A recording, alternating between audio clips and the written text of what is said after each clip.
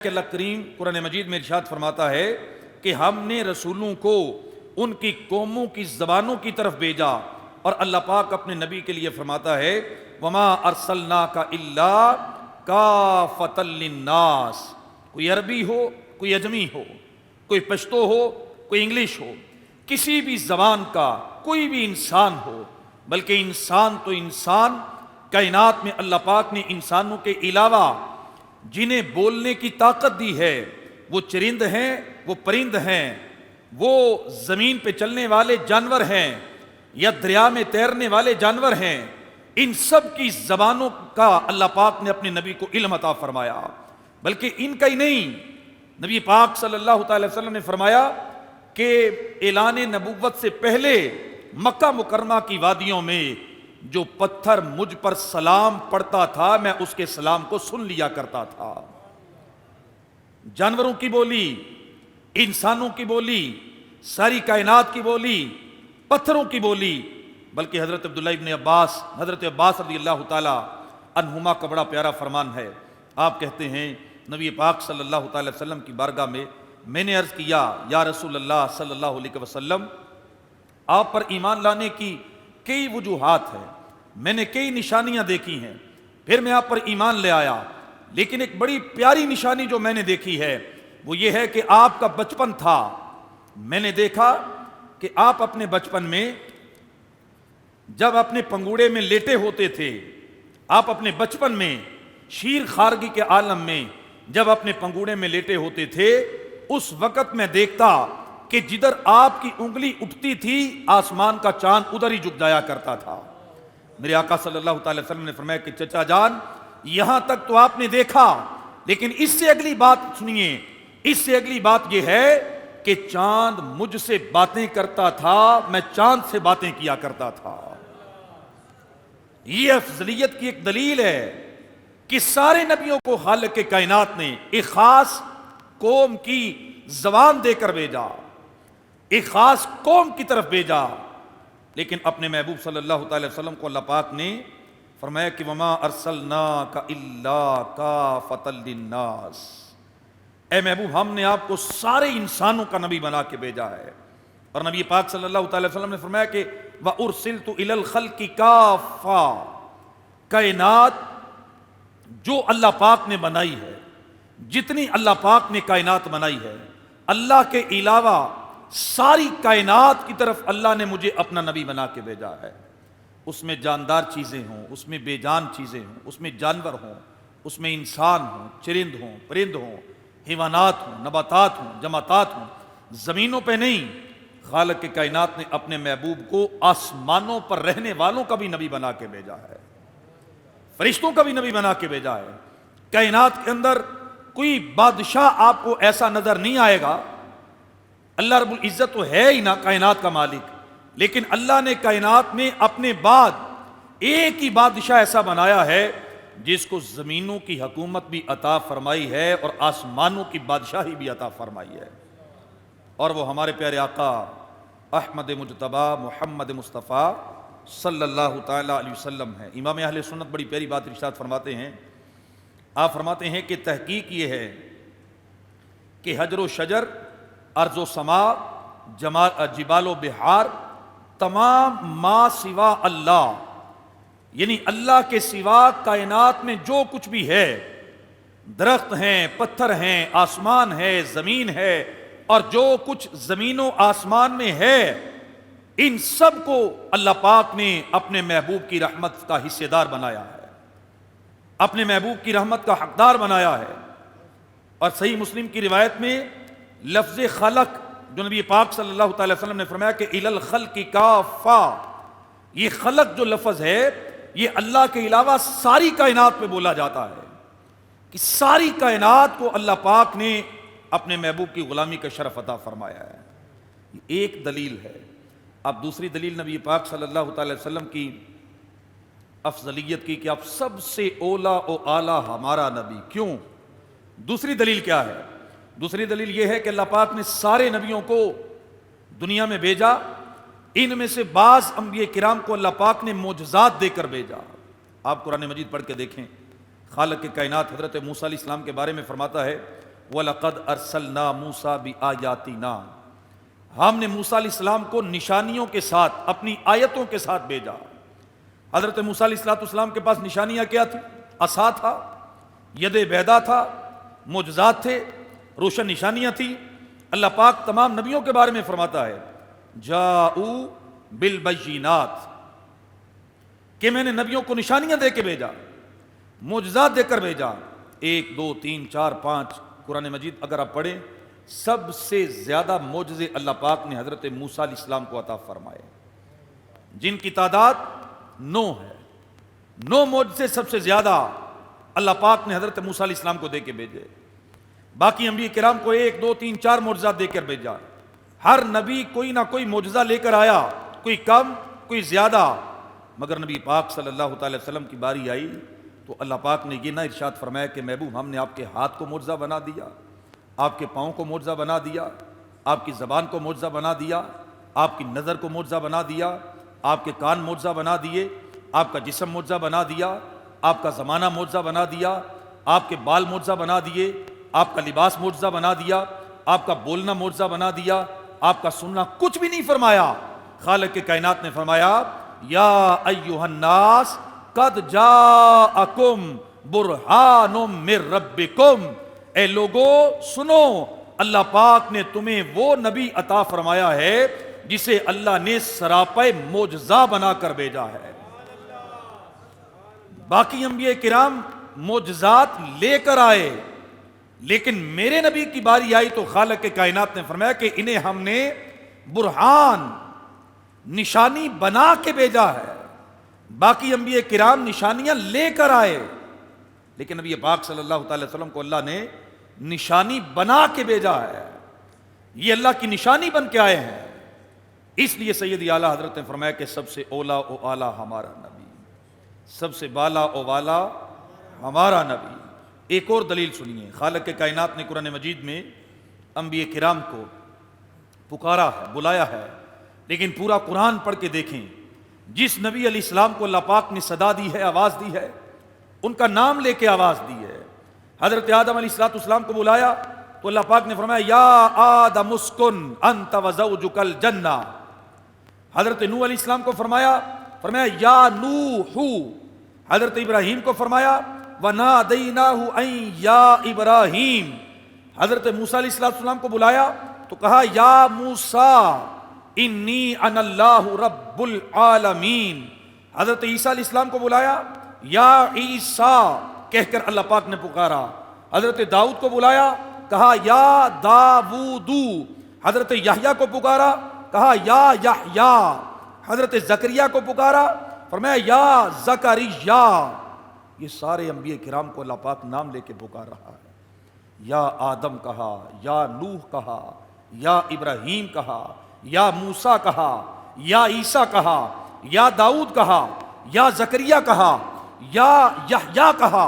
لیکن جب اپنے محبوب کی باری آئی نا، جب ہمارے پیارے آقا صلی اللہ تعالی وسلم کا ذکر خیر ہوا تو خالق کے کائنات نے پورے قرآن میں کہیں پر یا محمد نہیں کہا، نام لے کر نہ پکارا، بلکہ خالق کے کائنات نے اپنے محبوب صلی اللہ تعالی وسلم کو القابات سے پکارا۔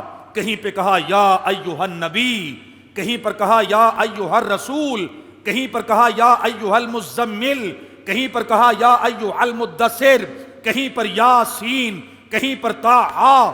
یہ خالق کے کائنات اپنے محبوب کو القابات دے رہا ہے۔ حضرت آدم علیہ السلام سے لے کے حضرت عیسیٰ علیہ السلام تک جتنے بھی انبیاء کرام آئے، سب کو اللہ پاک نے عزتیں عطا فرمائیں، لیکن ان کے نام لے کے پکارا۔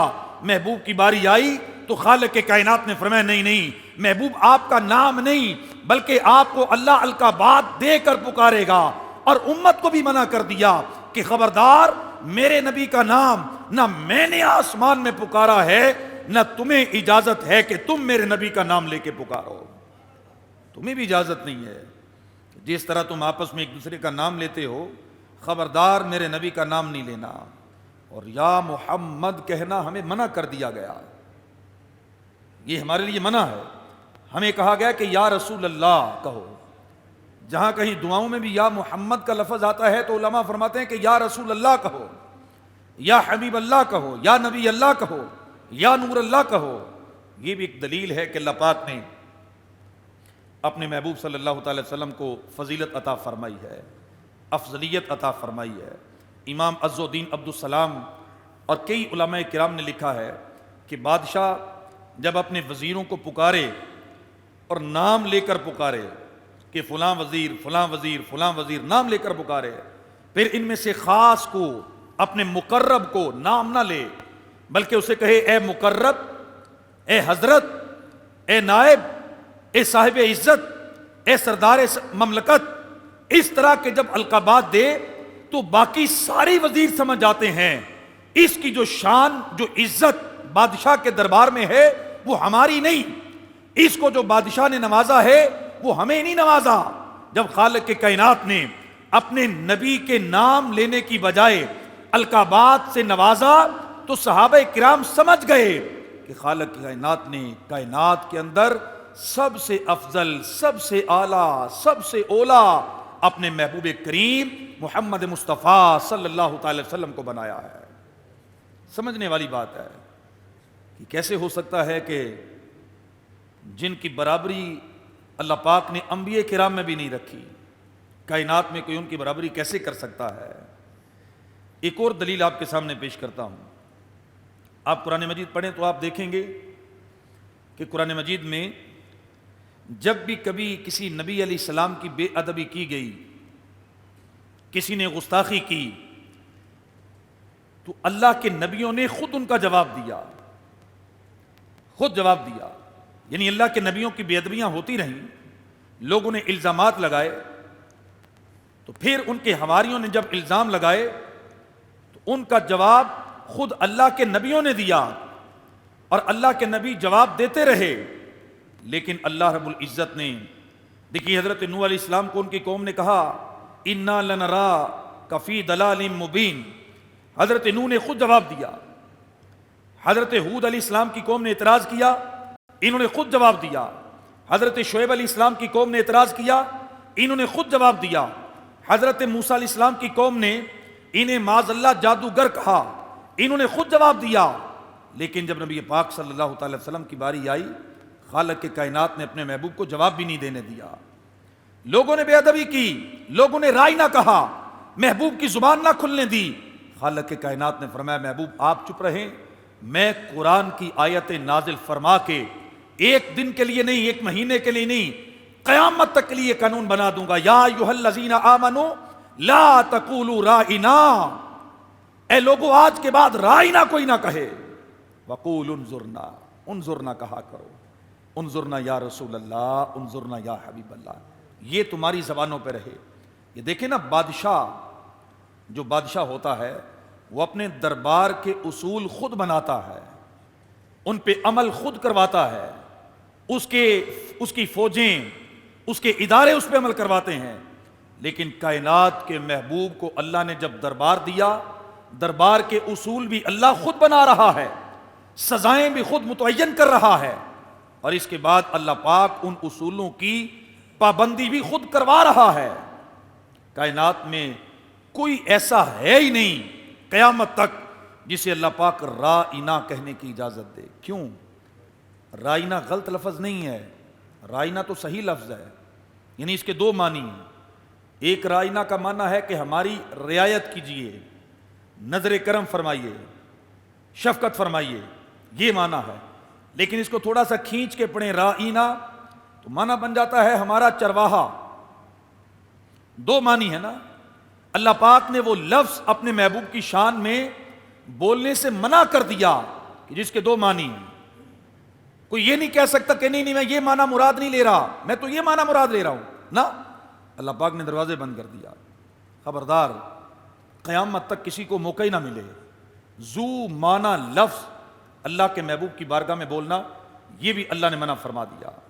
آپ غور کریں، جب یہودیوں نے، عیسائیوں نے اعتراض کیا کہ کعبہ اپنا نہیں ہے، قبلہ اپنا نہیں ہے، خالق کے کائنات نے یہ نہ کہا کہ محبوب آپ جواب دیں، اللہ پاک نے فرمایا محبوب آپ خاموش رہیں، اللہ ان کے اعتراض کا جواب دے گا۔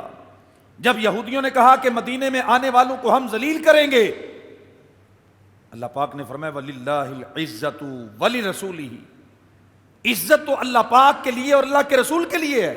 جواب اللہ دے رہا ہے.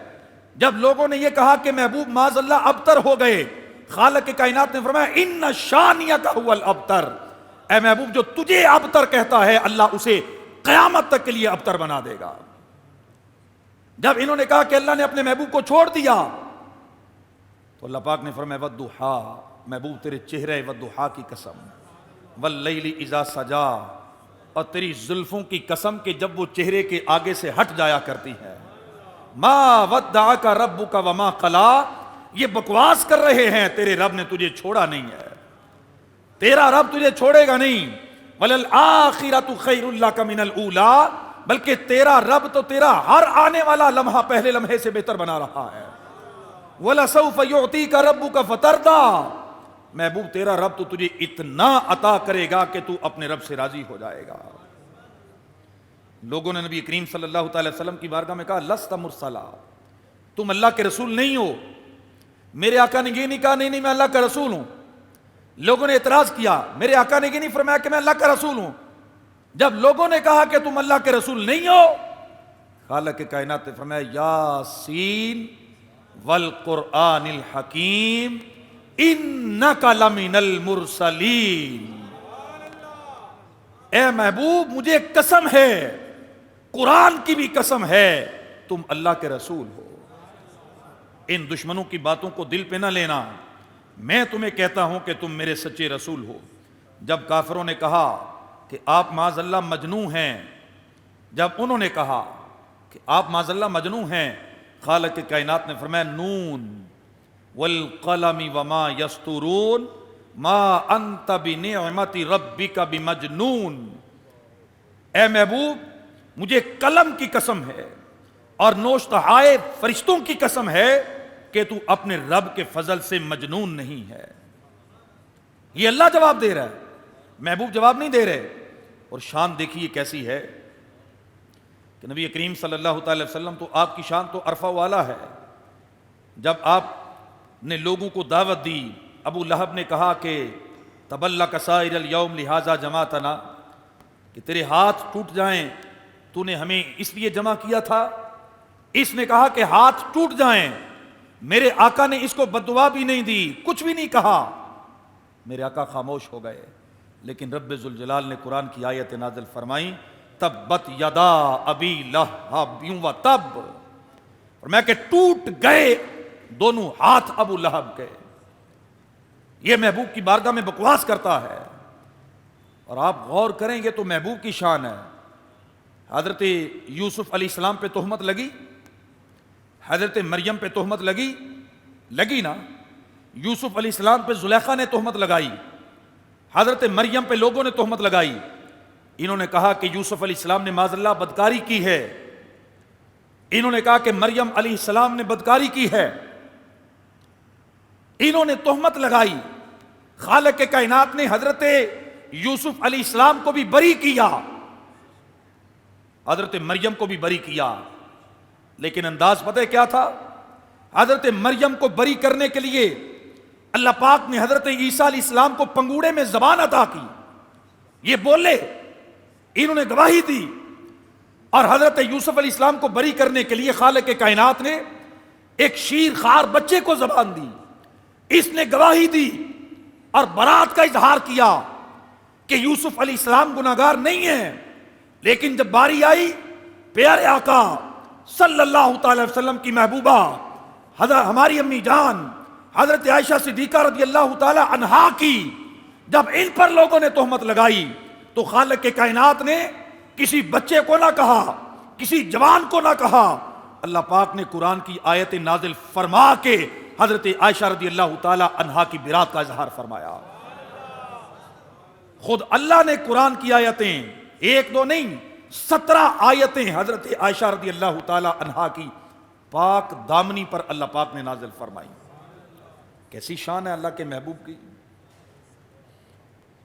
کہ انبیاء کرام پر تہمتیں لگیں تو بچے گواہیاں دیں، لیکن میرے آقا کی زوجہ پر تہمت لگے تو اللہ کا قرآن گواہی دے. اللہ پاک جبرائیل امین کو بھیجے قرآن دے کر کے جاؤ، جا کے لوگوں کو بتاؤ کہ حضرت عائشہ صدیقہ رضی اللہ تعالی عنہا پاک دامن ہے.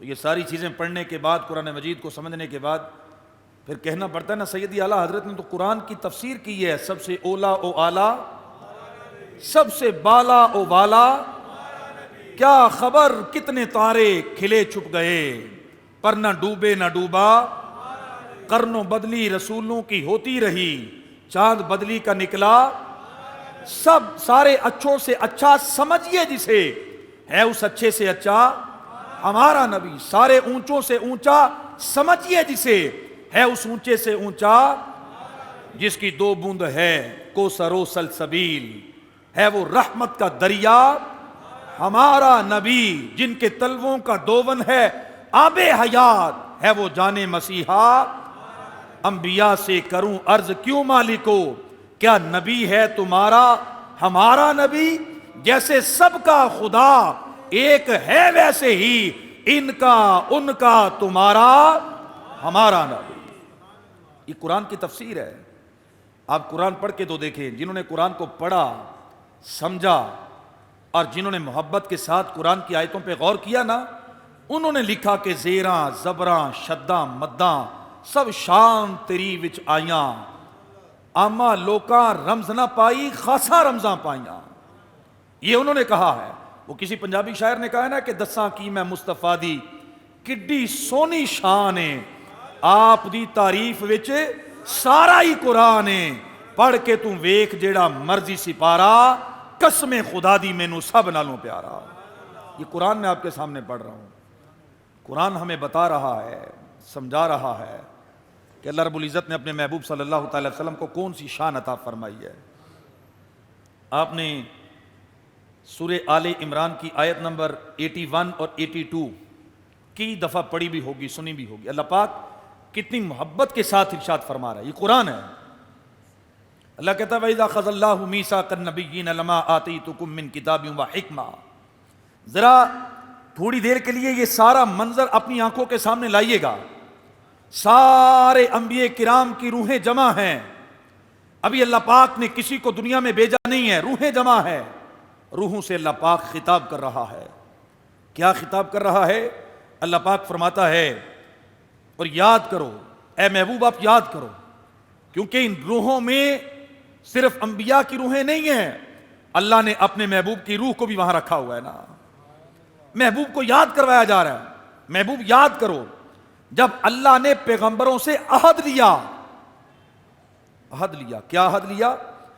لما آتیتکم من کتاب، جب میں تمہیں کتاب دے دوں، وحکمہ، حکمت دے دوں یعنی نبوت دے دوں، ثم جاءکم، تم نبی بن جاؤ، لوگ تمہارا کلمہ پڑھیں، لیکن اگر اس دوران میرا نبی آ جائے، ثم جاءکم رسول، میرا وہ رسول آ جائے، مصدق لما معکم، کہ تمہاری کتابوں کی تصدیق فرمائے، لَتُؤْمِنُنَّ بِهِ وَلَتَنْصُرُنَّهُ، تو تم ضرور ضرور اس پر ایمان لانا اور ضرور ضرور اس کی مدد کرنا۔ اتنا فرمانے کے بعد اللہ پاک نے فرمایا قالا، خود فرمایا، نبیوں کو بولنے کا موقع نہیں دیا، انہیں جواب دینے کا وقت نہیں دیا، فرمایا خود ارشاد فرمایا اقررتم، کیا تم اقرار کرتے ہو؟ پھر بھی نبیوں کو بولنے کا موقع نہیں دیا کہ وہ جواب میں کہتے کہ ہاں اللہ ہم اقرار کرتے ہیں۔ اللہ پاک نے فرمایا وَأَخَذْتُمْ عَلَىٰ ذَلِكُمْ إِسْرِي، اس پر میرا بھاری ذمہ لے لیا، پھر بولنے کا موقع نہیں دیا۔ پھر اللہ پاک نے ارشاد فرمایا، سب نے عرض کی قالوا اقررنا، اے اللہ ہم اقرار کرتے ہیں۔ پھر اللہ پاک نے فرمایا فشہدوا، قال فشہدوا، ایک دوسرے پر گواہ ہو جاؤ، وَأَنَا مَعَكُم مِّنَ الشَّاهِدِينَ، اور میں بھی تمہارے ساتھ گواہ ہو گیا۔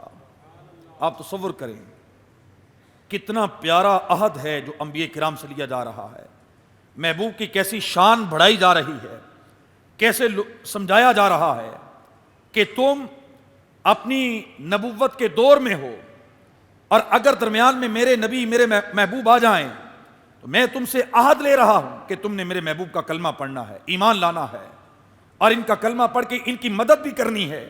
حضرت عبداللہ ابن عباس رضی اللہ تعالی عنہما سے روایت ہے کہتے ہیں کہ ہمیشہ اللہ تعالیٰ نبی علیہ الصلوۃ والسلام کے بارے میں آدم اور ان کے بعد سب انبیاء کو خبر دیتا رہا، اور قدیم سے سب امتیں نبی کریم صلی اللہ تعالی وسلم کی آمد کا انتظار کرتی رہیں. یعنی جتنی امتیں گزری ہیں ان سب نے اللہ کے نبی کی آمد کا انتظار کیا ہے، سب نے حضور کا ذکر کیا ہے، سب نے حضور کے میلاد کی باتیں کی ہیں، حضور کے توسل سے دعائیں مانگی ہیں، یہاں تک کہ اللہ پاک نے اپنے محبوب کو سب سے آخر میں دنیا میں مبعوث فرمایا. آپ اس سے اندازہ لگائیں کہ میرے آقا صلی اللہ تعالی وسلم کی اولیت اور افضلیت کیسی ہے، کیسا خالق کائنات نے اپنے محبوب کو بلند رتبہ عطا کیا ہے. اور حضرت ابو ہریرہ رضی اللہ تعالیٰ عنہ سے روایت ہے، نبی پاک صلی اللہ تعالیٰ علیہ وآلہ وسلم ارشاد فرماتے ہیں، اللہ پاک نے کبھی کسی کی زندگی کی قسم نہیں اٹھائی. اللہ نے کبھی کسی کو نہیں کہا کہ مجھے تیری زندگی کی قسم، مجھے تیری ذات کی قسم، کبھی نہیں کہا. لیکن اللہ نے اگر قسم اٹھائی ہے تو اپنے محبوب کی زندگی کی قسم اٹھائی ہے. لعمرک، اللہ نے زندگی کی قسم اٹھائی، خالق کائنات نے شہر کی قسم اٹھائی، اللہ پاک نے زمانے کی قسم اٹھائی، محبوب کے قول کی قسم اٹھائی. یہ اللہ پاک نے قسمیں قرآن مجید میں بیان فرمائی ہیں. ان سے بھی پتہ چلتا ہے کہ سب سے اولا و اعلیٰ ہمارا نبی، سب سے بالا و والا ہمارا نبی. جنہوں نے قرآن پڑھا انہوں نے نبی کریم صلی اللہ تعالی وسلم کی شان کو سمجھا، انہوں نے نبی کریم صلی اللہ تعالی وسلم کے مقام کو سمجھا. قرآن مجید میں اللہ پاک نے حضرت ابراہیم علیہ السلام کا ذکر کیا، اور کس طرح ذکر کیا؟ حضرت ابراہیم اللہ کی بارگاہ میں دعا کرتے ہیں، وَلَا تُخْزِنِي يَوْمَ يُبْعَثُونَ، اے اللہ قیامت کے دن مجھے رسوا نہ کرنا، قیامت کے دن مجھے رسوائی سے بچا لینا. لیکن جب محبوب صلی اللہ تعالی وسلم کی باری آتی ہے،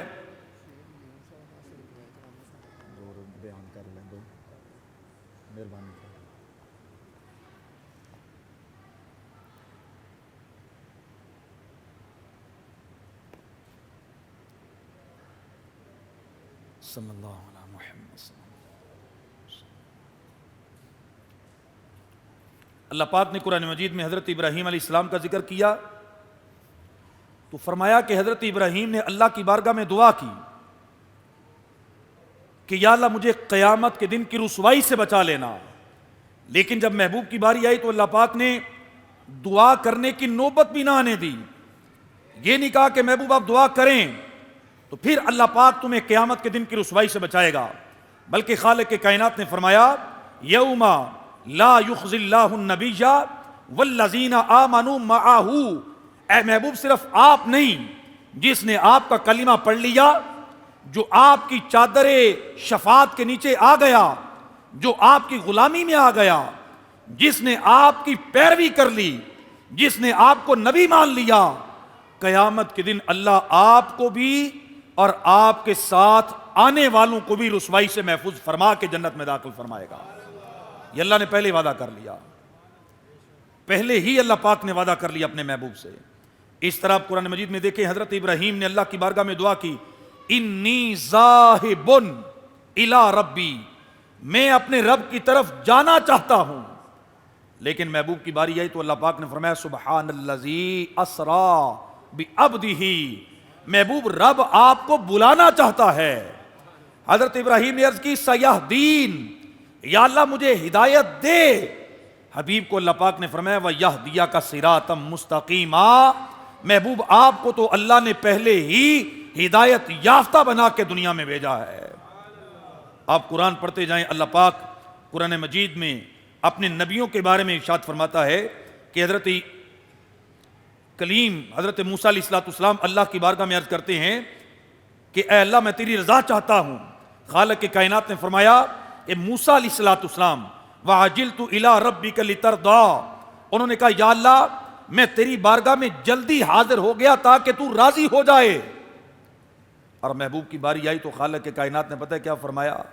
اللہ نے فرمایا وَلَسَوْفَ يُعْطِيكَ رَبُّكَ فَتَرْضَىٰ، اے محبوب آپ کو جلدی کرنے کی حاجت نہیں، آپ کا رب آپ کو اتنا نوازے گا کہ آپ رب سے راضی ہو جائیں گے. اور نبی پاک صلی اللہ تعالی وسلم نے جب یہ آیت کریمہ نازل ہوئی آپ نے فرمایا صحابہ میں اپنے رب سے تب راضی ہوں گا جب میرا رب میری ساری امت کی بخشش فرما کے انہیں جنت میں داخل فرما دے گا۔ یہ نبی پاک صلی اللہ تعالی وسلم کا پیار ہے ہم سے۔ 12 ربیع الاول کا دن آ رہا ہے، اللہ کے محبوب صلی اللہ تعالی وسلم کی محبت، اللہ کے نبی صلی اللہ تعالی وسلم کی تعظیم اور تکریم کا اظہار جو مسلمان کرتے ہیں، ہم بھی نیت کریں کہ اللہ کے محبوب صلی اللہ تعالی وسلم کا میلاد منا کے حضور کی یاد میں مسجد میں ہونے والی محفل ہو یا کہیں بھی محفل میلاد ہو، دعوت اسلامی کا بہت بڑا اجتماع مرے کالج گراؤنڈ میں انشاءاللہ 11ویں اور 12ویں تاریخ کی درمیانی رات، یعنی ہفتے اور اتوار کی درمیانی رات میں سب سے بڑا اجتماع دعوت اسلامی کا سیالکوٹ میں مرے کالج گراؤنڈ میں ہو رہا ہے، وہاں شرکت فرمائیں۔ صبح بہارا یعنی فجر تک انشاءاللہ یہ اجتماع، یعنی سحری تک یہ اجتماع جاری رہے گا۔ اس کے بعد جلوس شہر میں جو نکلتے ہیں ان جلوسوں میں بھی شرکت فرمائیں، نبی پاک صلی اللہ تعالی وسلم سے محبت کا اظہار کریں۔ اظہار کے طریقے ہوتے ہیں، اظہار کا یہ بھی طریقہ ہے کہ ہم پیارے آقا صلی اللہ تعالی وسلم کی سیرت پر عمل کریں، اظہار کا یہ بھی طریقہ ہے کہ حضور کی اطاعت کریں۔ صحابہ کرام نے ہمیں عملی طور پر یہ کر کے دکھایا، انہوں نے نبی پاک صلی اللہ تعالی وسلم کی سیرت پر بھی عمل کیا، نبی کریم صلی اللہ تعالی وسلم کے فرامین کو بھی مانا، اللہ کے محبوب صلی اللہ تعالی وسلم کی سنتوں پر بھی عمل کیا، نبی کریم صلی اللہ تعالی وسلم کو راضی کرنے والے کام بھی کیے، انہوں نے اللہ کے نبی صلی اللہ تعالی وسلم پر جانیں بھی قربان کی، اور انہوں نے لوگوں کو جمع کر کے محفل کی شکل میں بٹھا کے اللہ کے نبی صلی اللہ تعالی وسلم کا میلاد بھی منایا ہے۔ انہوں نے جھنڈے بھی اٹھائے ہیں، انہوں نے لوگوں میں اللہ کے نبی صلی اللہ تعالی وسلم کا میلاد کر کے لنگر بھی تقسیم کیے ہیں، انہوں نے بچوں کو بٹھا کے اللہ کے نبی صلی اللہ تعالی وسلم کی سیرت کا درس بھی دیا ہے، اللہ کے نبی صلی اللہ تعالی وسلم کے معجزات کا درس بھی دیا ہے۔ تو ہر طریقہ صحابہ کرام کا ہم نے اپنانا ہے۔ کیوں؟ اس لیے کہ اللہ پاک نے قرآن مجید میں ارشاد فرمایا ہے یہ ایمان کا معیار ہے، صحابہ کرام ایمان کا معیار ہیں۔ اللہ پاک ارشاد فرماتا ہے ان لوگوں کی طرح ایمان لے آؤ۔ وَإِذَا قِيلَ لَهُمْ آمِنُوا كَمَا آمَنَ النَّاسِ، ان لوگوں کی طرح ایمان لاؤ جو صحابہ کرام کی طرف اشارہ ہے کہ جو اللہ کے محبوب پر جس طریقے سے صحابہ کرام ایمان لے کے آئے۔